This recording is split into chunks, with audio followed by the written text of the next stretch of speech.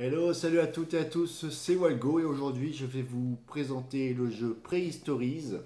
Je vais vous faire l'explication des règles. Donc Prehistories est un jeu développé par Alexandre Émeric et Benoît Turpin, dessiné par Camille Chessy et ça a été édité par The Flying Games. Dans Prehistories, vous êtes à la tête d'hommes préhistoriques qui veulent satisfaire leurs anciens en peignant leurs grottes, en allant au préalable également chasser des bêtes. Donc on est vraiment dans l'univers de la préhistoire et on se plonge bien des années avant notre ère. Allez, juste après le jingle, place aux explications.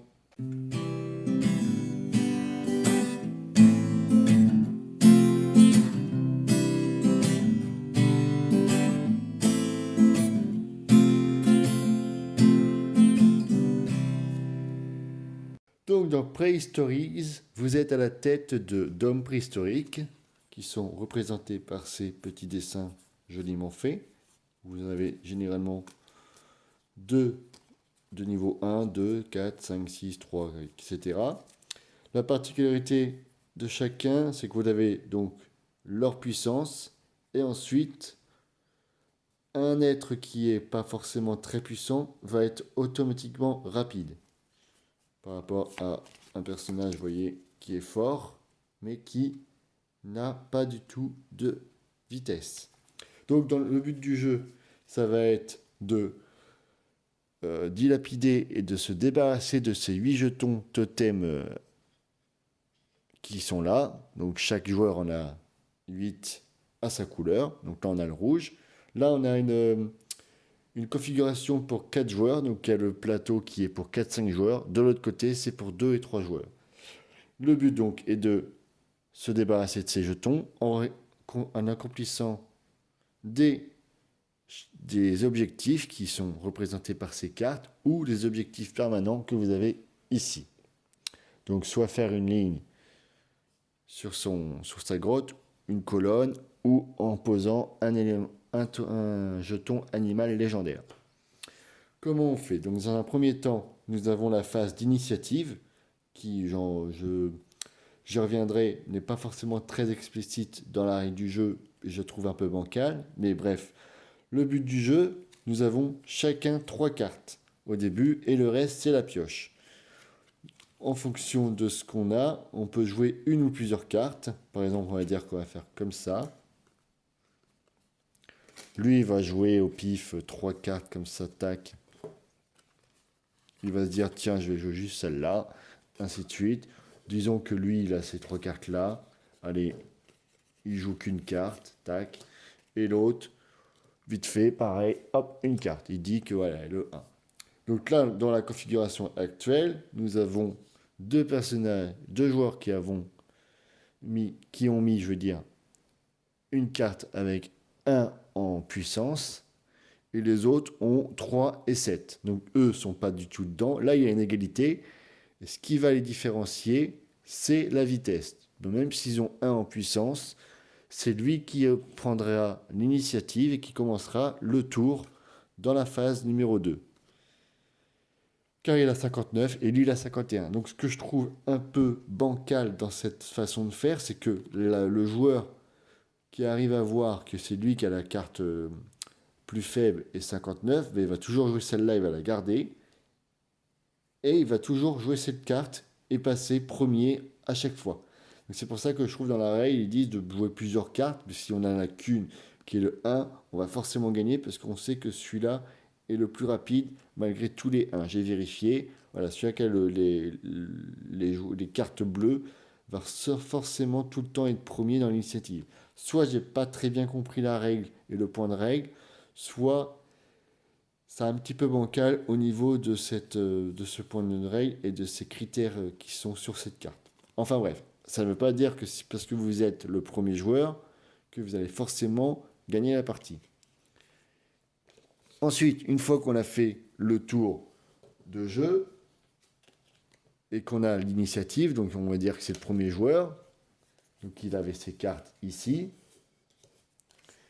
Dans la deuxième phase, c'est des phases de chasse. Donc, il va regarder le nombre de points qu'il a ici Et en fonction de ces points-là, il peut faire plusieurs groupes afin de récupérer des petits jetons qu'il va pouvoir mettre ensuite dans sa grotte. Car le but du jeu, c'est de réussir, donc comme j'ai dit, à faire les jetons. Mais pour pouvoir se débarrasser de ces jetons, il va falloir faire des objectifs qui sont liés aux cartes ou qu'il y a sur le plateau. Et comment on fait? Eh ben, c'est par rapport à notre grotte qu'on va devoir décorer pour rendre honneur aux anciens.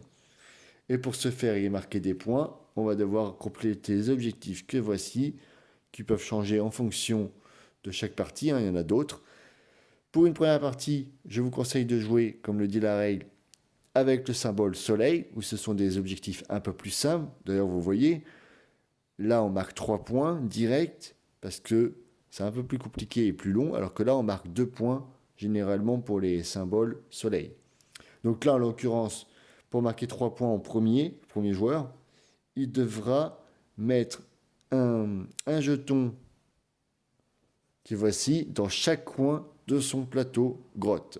Et là, c'est le premier joueur qui aura réussi à faire ça, gagnera. Mais pour ce faire, il faut commencer par la gauche et que chaque pièce que vous mettez dans votre grotte, donc comme une forme de Tetris, soit liée entre les uns entre les autres. Il faut qu'elles se touchent. Vous ne pouvez pas mettre un petit symbole ici, en mettre un autre là, hop, hop, en 4 tours et puis se dire voilà, c'est plié. Non, il faut vraiment respecter les règles et que ça soit lié. Donc on commence par la gauche et on va assembler. Par exemple, il dit qu'il va prendre ça. Donc là, et bien sûr, il faut aussi respecter que les pattes des animaux soient dans cette direction-là, comme les autres ici. Il faut respecter ce qui a été mis au préalable. Donc on ne peut pas jouer comme ça, on est obligé de jouer les pattes vers le sol. Et ainsi de suite. On ne peut pas faire par exemple ça. Enfin là, si on pourrait, mais on ne peut pas faire ça. Il faut vraiment que ça soit lié. Donc on pourrait faire ceci, ceci, etc. On peut retourner, donc ça veut dire qu'on pourrait aussi jouer comme ça, parce que les critères sont respectés. Donc là, on remet. Pour en revenir à ceci, donc là, l'objectif, ça serait de mettre un jeton animal légendaire et que tous les animaux autour l'entourent. Là, il faudrait mettre 5, une ligne de 5, si je ne dis pas de bêtises, dans cette direction. Tout simplement 5 animaux pareils, je veux dire. Donc, pourquoi pas 5 ours à la suite. Là, c'est 10 qui se touchent. Et là, il faut lier les 2 jetons, les 2 pièces totem ici, qu'elles soient reliées par des pièces. Donc, une fois qu'on a fait les explications ici, là, pour marquer un point, autant que vous voulez, il faut faire une ligne, une colonne ou mettre un jeton animal légendaire. Ici. Donc, lui, par exemple, revenons à nos moutons, il a 4 points. S'il veut, il peut jouer des cartes, il ne peut ne pas en jouer qu'une, en jouer 2. En l'occurrence, là, pour réussir à prendre des pièces, il pourrait jouer soit une carte, mais s'il joue une carte, il est blessé. Donc, il ne pourra piocher que une carte après. S'il n'est pas blessé et qu'il arrive à faire, par exemple 3, là, il pourra piocher 2 cartes en retour dans sa pioche. S'il ne joue rien, il pourra piocher 3 cartes. Et s'il joue 2 cartes et il est blessé, il ne pourra pas piocher 2 cartes. Donc il faut vraiment jouer en fonction de ce qu'on a en points.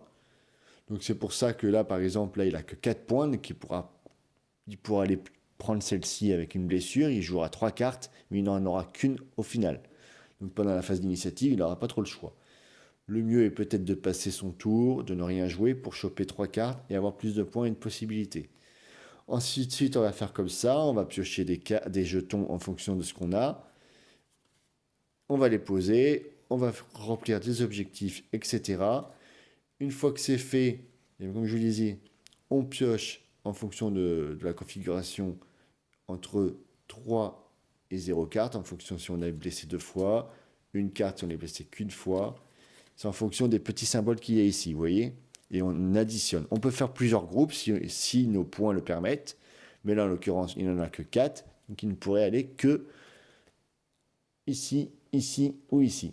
Pour piocher, là il pourrait très bien avoir 2 petits jetons mais il serait blessé 2 fois, donc il ne pourrait plus piocher. Donc il serait coincé pendant un tour. Donc ça ne serait pas forcément la meilleure chose à faire. Si par exemple on prend ce personnage-là, qui serait en dernier, parce qu'il est à la droite, donc on tourne dans le sens horaire, lui il aurait 12 points. Donc 12 points, il peut très bien aller prendre cette pièce-là pour 10 sans être blessé, ou alors il pourrait prendre la plus grande, mais il serait blessé, et il n'aurait qu'une carte à piocher. Donc il faut voir en fonction des objectifs qui sont disponibles ici, de nos cartes qu'on a dans les mains. Pour les adversaires, il n'y a pas forcément une grosse interaction entre les joueurs, à part pendant la phase d'initiative qui semble un peu légère. On peut peut-être gérer en fonction de ce que les autres ont besoin et essayer de pourquoi pas les coincer, même si ça ne nous avantage pas. Donc c'est soit l'un soit l'autre, c'est un petit risque qui peut être pris. Mais après voilà, il n'y a pas vraiment une grosse interaction entre les joueurs, mais ça c'est pas forcément très très grave. Le but donc est de remplir sa grille, sa grotte, pour pouvoir remplir des objectifs et se débarrasser de ces 8 jetons. La troisième phase, donc, c'est la phase de remplissage de la grotte. Donc il y a des critères à respecter. Le symbole main qu'il y a ici, quand vous recouvrez avec une de vos pièces, ça permet de piocher une carte indépendamment de la phase de pioche qui est liée à la phase de chasse. Et celle-ci, ça voudrait dire que vous en aurez 2. Et le jeu va continuer comme ça, etc. Vous avez une carte aide de jeu qui reprend ce que je vous ai expliqué. Blessé, une carte, on pioche. Pas blessé, on piochera 2 cartes. Si on pioche, on prend aucune pièce, on en piochera 3. Et si on est blessé 2 fois, on ne piochera rien. Donc le jeu va falloir un peu gérer ces cartes en fonction de l'arrivage des différents éléments qu'il y aura sur le plateau. Si vous êtes dernier, vous aurez forcément moins de choix. Peut-être qu'au prochain tour, l'initiative sera un peu plus clémente avec vous et vous serez premier. Mais comme je vous avais expliqué en début de partie et en début d'explication, je trouve que la phase d'initiative n'est pas forcément la plus simple et la plus intuitive, explicite, on va dire.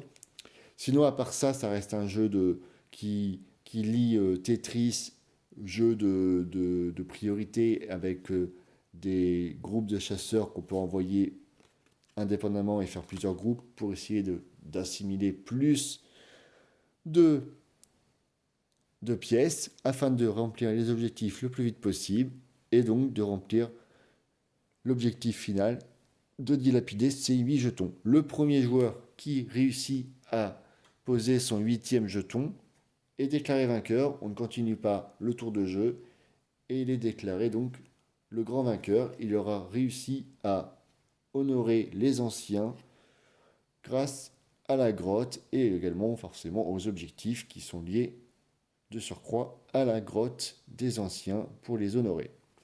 Donc Prehistory reste un jeu plutôt sympathique, donc comme je vous disais de 2 à 5 joueurs, pour des joueurs de 8 ans et plus, comptez environ 30 minutes pour une partie.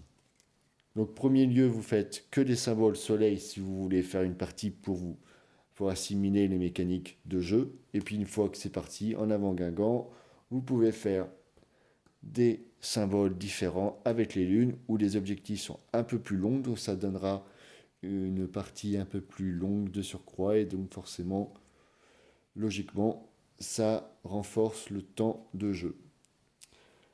Voilà pour ce qui est des explications de Prehistory. J'espère que j'aurai été assez clair dans mes explications, que ce jeu vous aura donné envie. Au niveau du matériel, ça reste un jeu très joli, très coloré, avec une très jolie illustration, que ce soit pour les personnages, bien qu'ils soient tous similaires. Je trouve que ça aurait été mieux si chaque joueur avait eu des hommes préhistoriques différents au niveau du design et de l'illustration, mais c'est pas grave en soi, c'est qu'un détail. Après, ça reste un jeu sympathique qui, comme je disais, qui met les mécaniques de Tetris dans ce jeu. Donc c'est plutôt sympa, c'est original. Je dirais pas que c'est le jeu de l'année, mais ça reste un jeu sympathique, un jeu pour le 2021, forcément il est sorti en 2021.